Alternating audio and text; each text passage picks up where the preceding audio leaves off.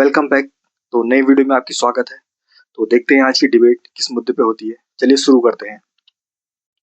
Picture चालू करो बे। लेकिन सुरेंद्र जी आपके पास आते हुए कि कांग्रेस पार्टी बोल गेस्ट अपीयरेंस वाली एक तरीके से पार्टी बन गई, मतलब आप ग्रैंड ओल्ड देखते पार्टी, और रहिए, आपकी चर्चा क्या भी जवाब बहुत मिलेगा कम आगे। ना के बराबर ही पश्चिम बंगाल में हो रही है। टीएमसी और बीजेपी को ही फाइट में क्यों देखा जा रहा है? आप कहां हैं? चड्ढा समझाओ इसे।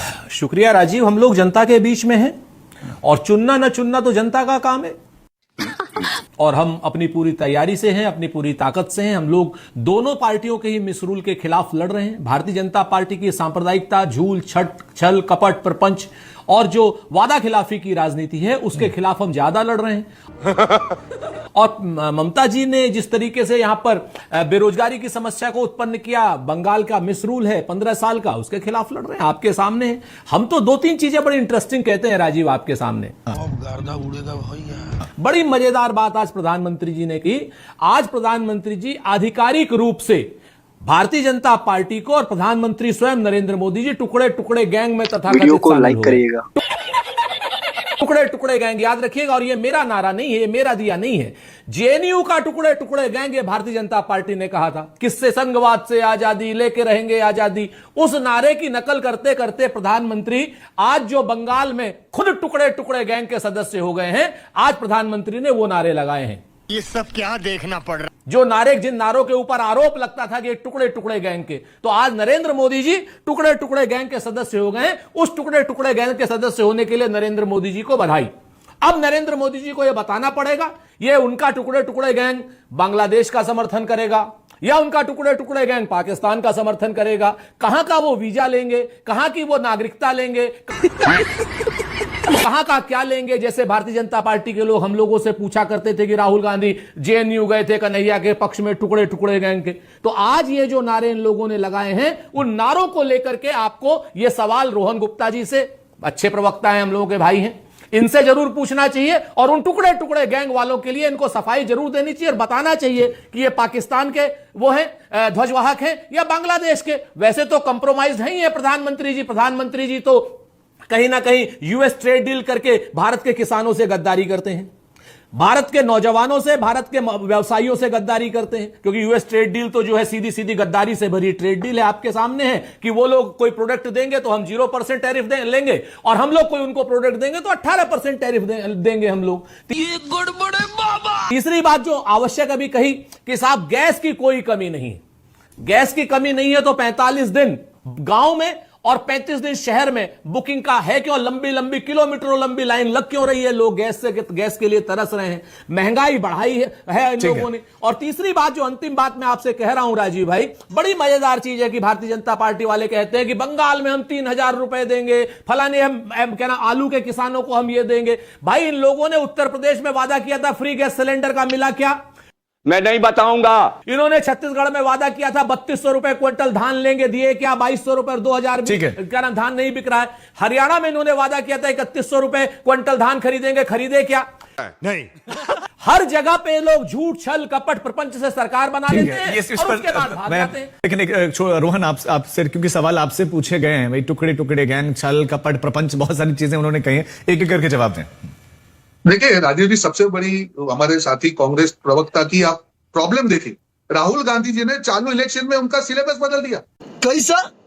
आज वो बेचारे टीएमसी के लिए एक शब्द बोल नहीं पाते हैं और राहुल गांधी जी ने स्पेशल वीडियो रिकॉर्ड करके कहा कि जो टीएमसी है जो है तुष्टिकरण की राजनीति कर रही है। समझ गया। उसका तो जवाब दीजिए।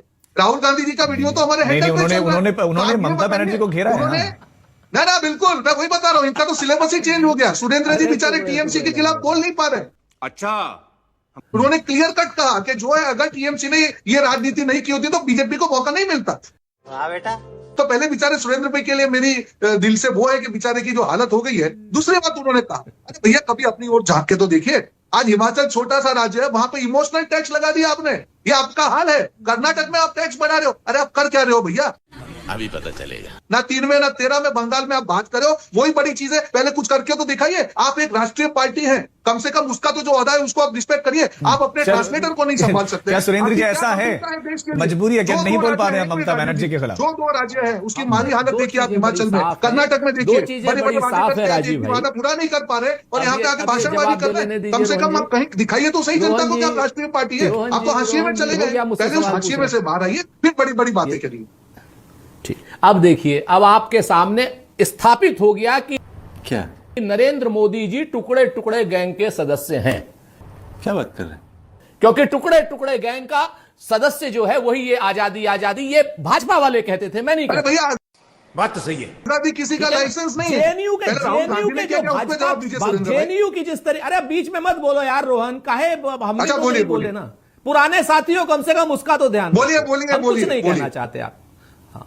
तो अब भारतीय जनता पार्टी आधिकारिक रूप से टुकड़े टुकड़े गैंग की सदस्य हो गई। अब भाजपा को यह बताना होगा कि वो पाकिस्तान की समर्थक है या बांग्लादेश की समर्थक है, और देश के कितने टुकड़े करना चाहती है, कितने टुकड़े हिंदू और मुसलमान के सुरेंद्र जी नाम वो पर देश से करना आजाद चली ना। थोड़ी मांग कितने रहे हैं, टुकड़े वो मस्जिदों तो के मनी नीचे करप्शन मंदिर माफिया तो उसके दंगाई नाम पर करना चाहते हैं। घुसपैठ इन सब से आजादी की बात भारतीय कर जनता रहे पार्टी को थे। बताना पड़ेगा, भारतीय जनता पार्टी को बताना पड़ेगा कि आज की डेट में टुकड़े टुकड़े गैंग के सदस्य नरेंद्र मोदी जी को किसने सदस्यता दिलाई।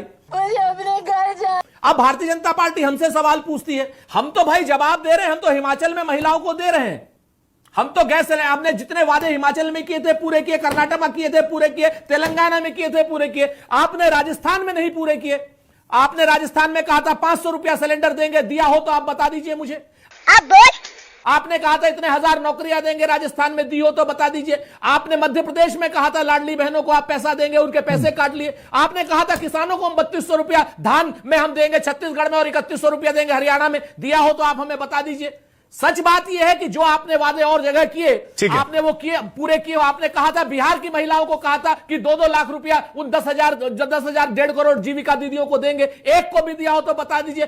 तुम्हें कैसे पता चला? 59 लाख लोगों के आपने खाते खत्म कर दिए हैं। सच बात यह है कि जहां चुनाव होता है वहां झूठ बोलते हो। नहीं, मैं रोन आपको ठीक है सुरेंद्र जी आपकी बात आगे। बस हवा निकल। आज की डिबेट आपको कैसी लगी हमें कमेंट करके ज़रूर बताइएगा, और आप अगर चैनल पे नए हैं तो हमारे चैनल को ज़रूर सब्सक्राइब करिएगा और लाइक करें, शेयर करें